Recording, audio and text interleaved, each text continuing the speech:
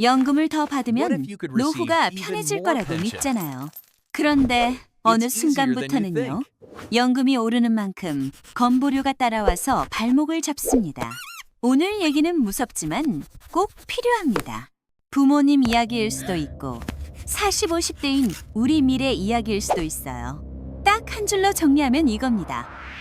노후 월급은 연금만이 아니라 연금, 건보료, 세금을 합쳐서 봐야 합니다. 여기서 사람들이 착각합니다. 연금은 통장에 들어오는 돈만 보게 만들거든요. 근데 진짜는 빠져나가는 돈이 같이 붙는 순간부터 시작이에요. 상황을 한 장면으로 그려볼게요. 은퇴한 부모님이 우편함에서 봉투 하나를 꺼냅니다. 표지에 딱 적혀 있어요. 지역가입자 전환 안내. 이때 대부분은 이렇게 말합니다. 아니, 나는 소득도 별로 없는데 왜? 문제는요, 소득이 별로 없다의 기준이 2022년 9월 이후로 확 내려왔다는 겁니다. 숫자 하나만 더 보죠. 2022년 9월 건강보험 부가체계 2단계 개편이 들어오면서 피부양자 소득 기준이 연삼 400만 원 이하에서 연이 0만 원 이하로 바뀌었습니다. 수치로는 기준선이 400만 원 내려간 거고, 발표는 보건복지부와 건강보험공단 쪽에서 나왔죠. 이게 왜 무섭냐?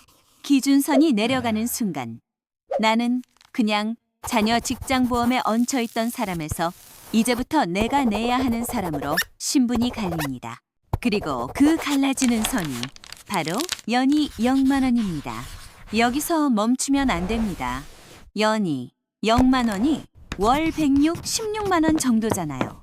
국민연금에 공무원연금, 퇴직연금 이런 게 합쳐지면 생각보다 금방 닿습니다. 그리고 이미 실제로 닿은 사람이 많아요.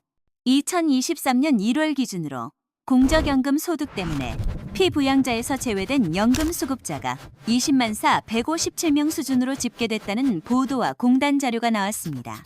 그 뒤로 2022년 9월 이후 누적이 31만 명 규모까지 언급됐고요.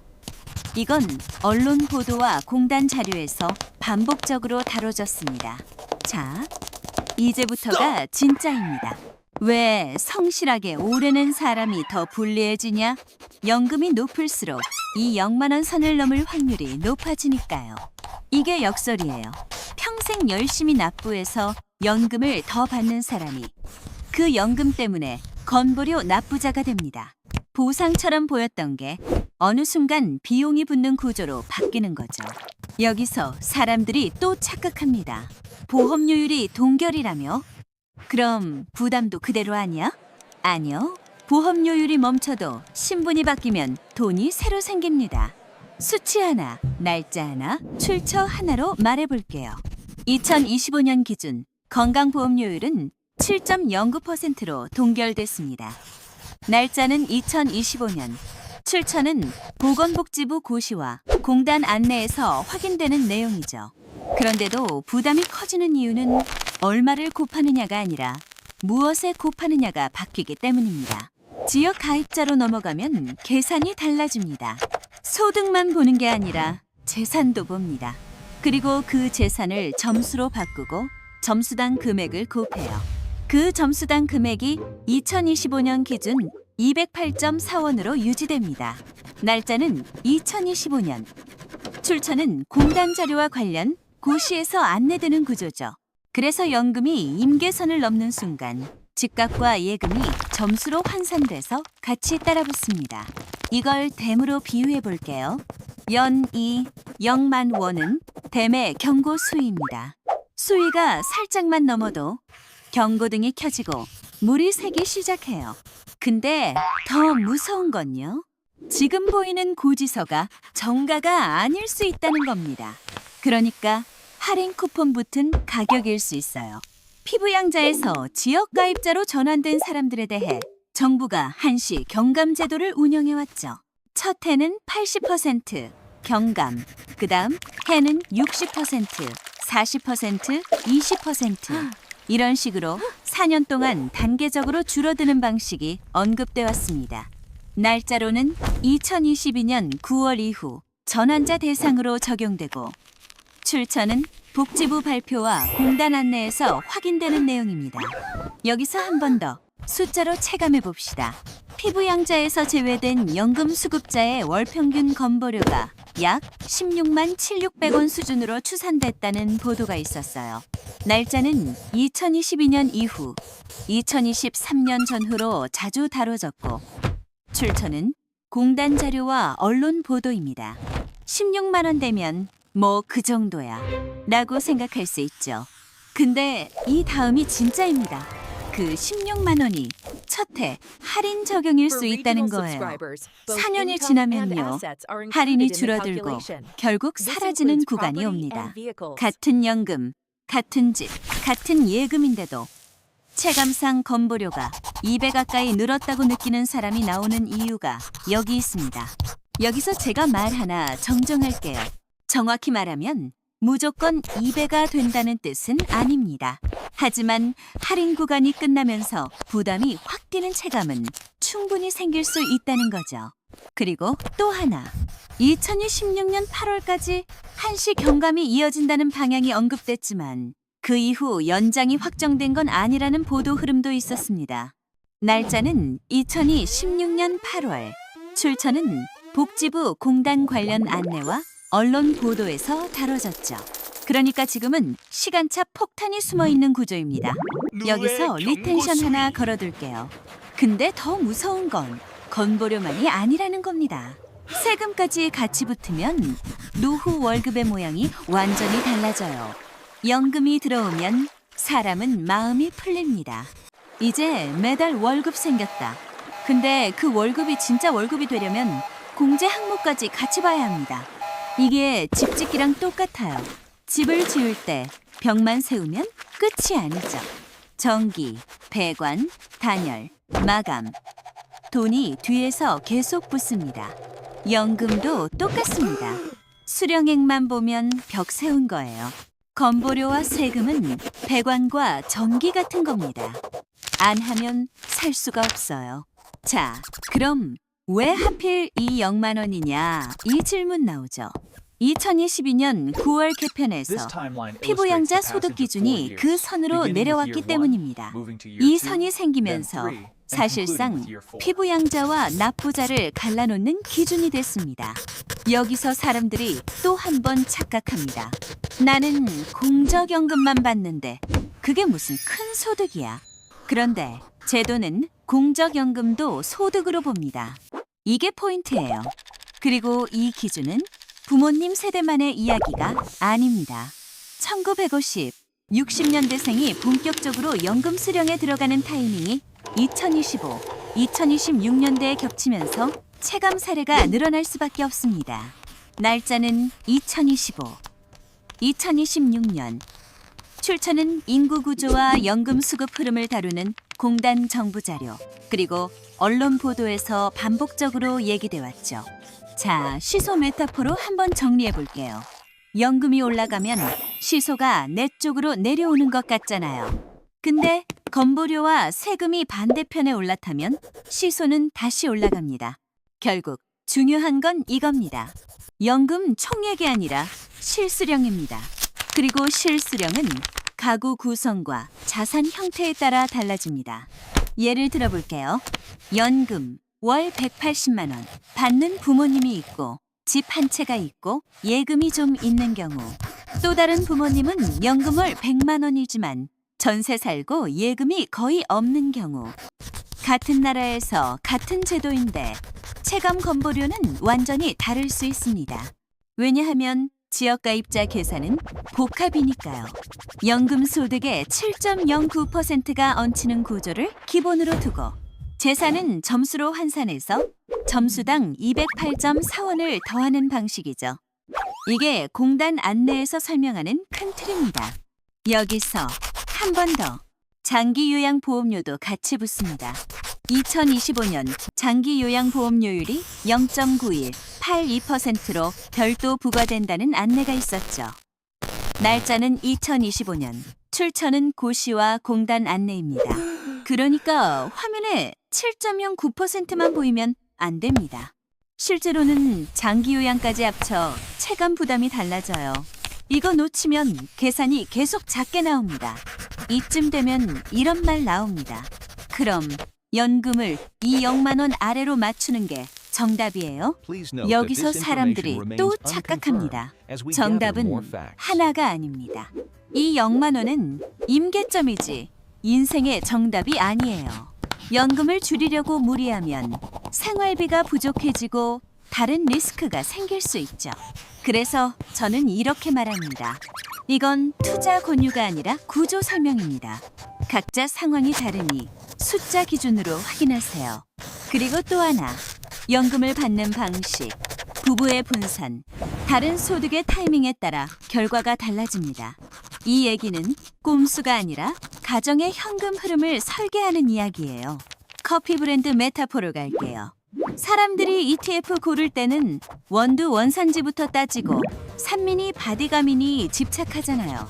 근데 정작 노후에서 제일 큰 돈의 흐름인 건보료는 그냥 대충 봅니다. 이게 진짜 위험합니다. 왜냐하면 건보료는 한 번 구조에 들어가면 자동이체처럼 따라오거든요. 그리고 빠져나가는 돈은 심리적으로 체감이 훨씬 큽니다. 자, 함정 하나를 제대로 파봅시다. 첫 번째 함정은 연금은 많이 받을수록 무조건 이득입니다. 착각은 쉽죠. 더 받으면 더 좋다. 맞는 말 같아요. 근데 실제 리스크는 이겁니다. 연이 0만 원을 넘는 순간 피부양자에서 탈락할 수 있고 지역 가입자로 전환되면서 건보료가 0원에서 월 10만, 20만 원대로 생길 수 있습니다. 날짜는 2022년 9월 이후, 출처는 공단 전환 안내와 관련 보도 흐름입니다. 확인 체크포인트는 아주 단순합니다. 수령액만 부모님 보면 혹은 내 공적연금 예상액을 연 단위로 합쳐본 적이 있느냐, 그리고 그 합계가 이 0만 원을 넘는 해가 언제인지 체크했느냐.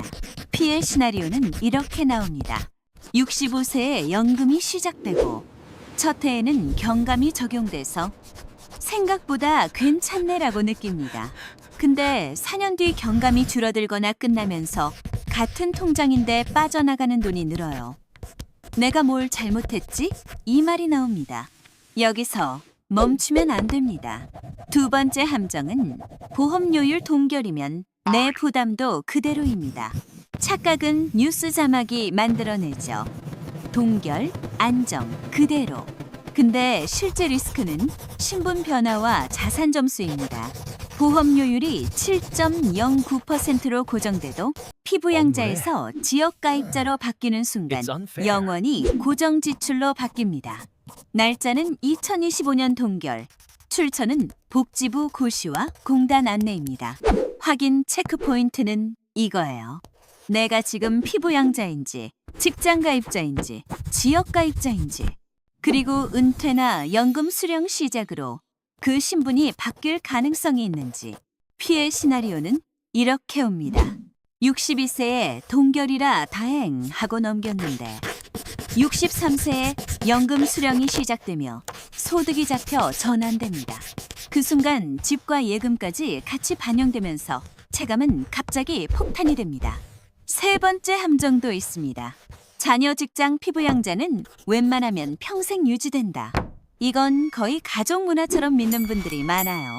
근데 실제 리스크는 기준 미달이면 자동 전환이라는 점입니다.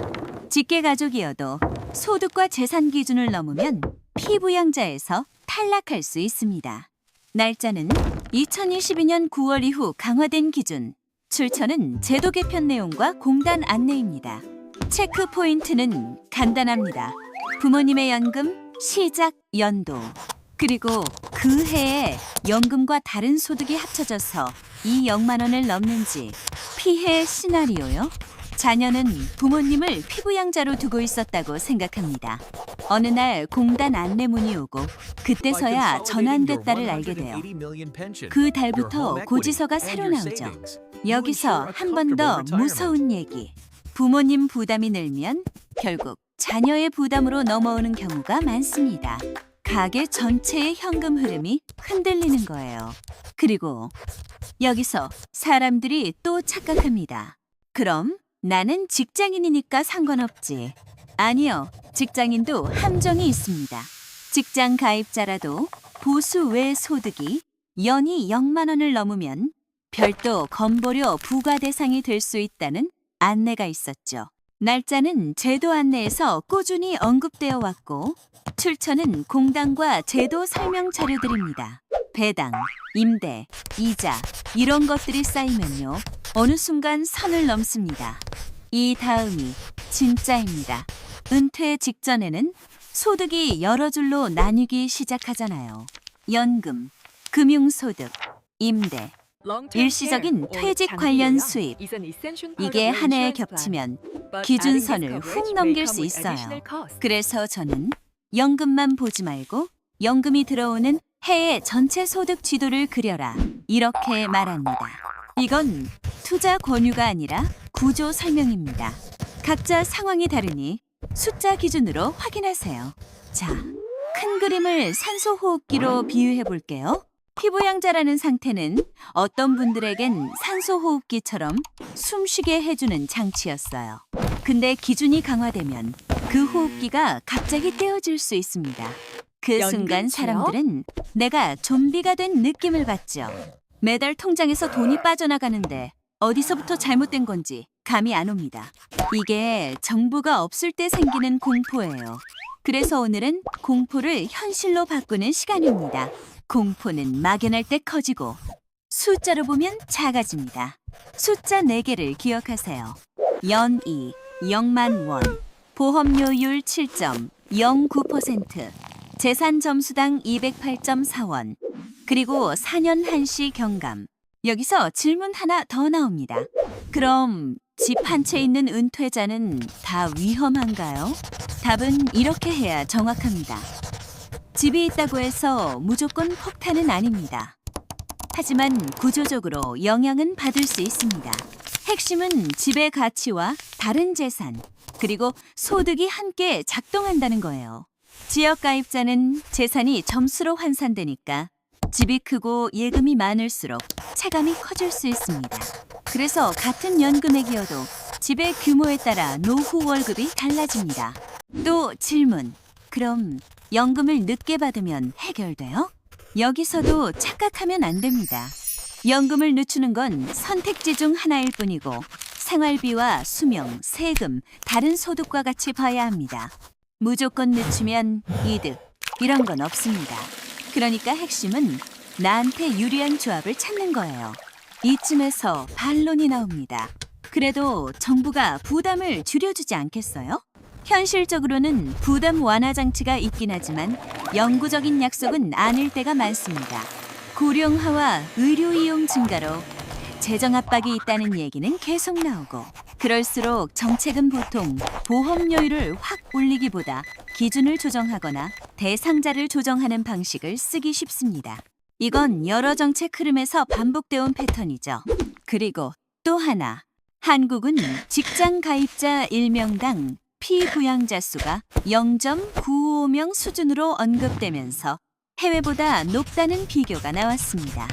날짜는 제도 논의가 활발하던 시기에 반복적으로 다뤄졌고 출처는 정책 분석과 언론 보도 흐름입니다.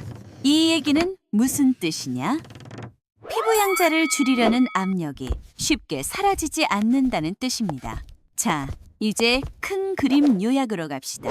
커피로 집착하고 시소로 균형 보고 댐으로 임계점 보고 집짓기로 설계하고 산소 호흡기로 리스크를 느끼면 됩니다.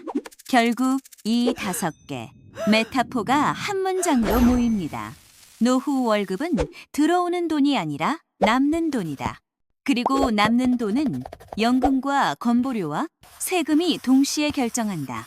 그러니까 연금 설계는 곧 가계의 현금 흐름 설계입니다. 여기서 제가 하나 더 강조할게요. 이건 누구를 겁주려는 이야기가 아닙니다. 지금 손에 잡히는 숫자로 나와 부모님의 미래를 미리 계산하자는 겁니다.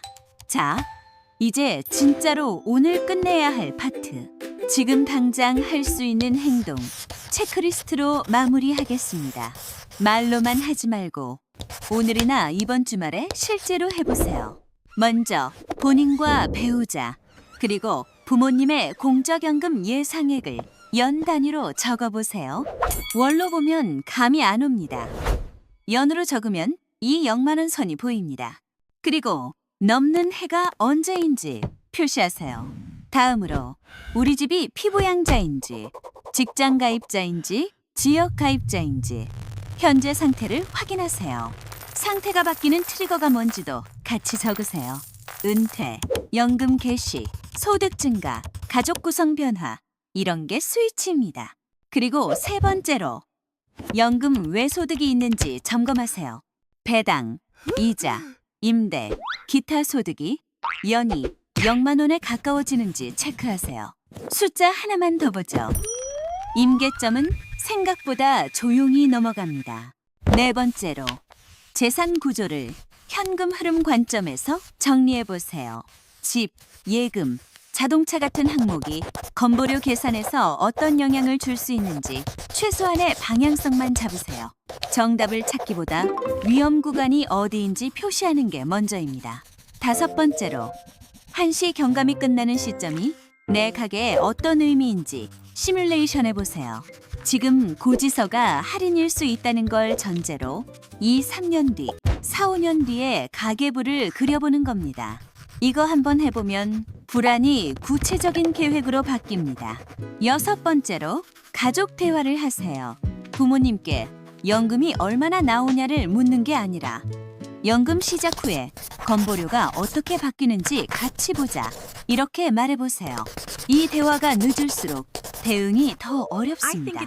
일곱 번째로 세금과 건보료 계산은 전문가 영역이 섞일 수 있다는 걸 인정하세요. 혼자서 대충 결론 내리지 말고 필요한 경우 공단 상담이나 공인 전문가의 도움을 받으세요. 각자 상황이 다르니 숫자 기준으로 확인하세요. 이 문장을 꼭 기억하세요.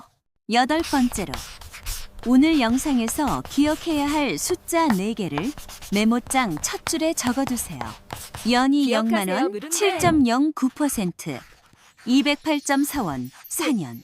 이 4개가 보이면 앞으로 어떤 뉴스가 나와도 흔들리지 않습니다.